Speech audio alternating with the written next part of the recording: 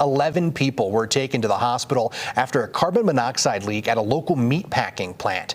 Annika John spoke with an employee who was there today. But Annika, I do want to start with this if we can. How serious was the gas leak? The fire department says this reached 800 parts per million. Put that into perspective for us. Yeah, absolutely, Jordan. Okay, so let's break this down a little bit. So firefighters typically will put on their masks at 35 ppm. Now, noticeable symptoms start to show up around 70 ppm.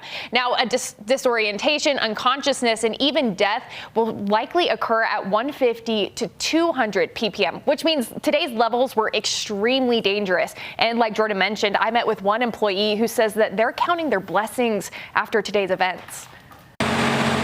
Just before 3 p.m., West Jordan Fire was called to reports of an unconscious person at the OSI Industries building along Old Brigham Highway. When they got there, fire crews discovered high levels of carbon monoxide and several workers experiencing CO poisoning symptoms. Well, the problem with CO, or carbon monoxide, is it attaches to the hemoglobin and displaces the oxygen in the blood, rendering, if the person is left in that environment that's full of CO, will render them unconscious. In total, 11 people were taken to local hospitals in varying conditions, and several others were treated by paramedics on site. We spoke to one employee who was asked to stay anonymous about what they say happened. What is going on? What is going on? And then said, oh, I think there's something like a gas inside in the company going on. Our source tells us things started off like normal this morning, but after several hours, a number of employees started to feel dizzy, nauseous, and had shortness of breath. You feel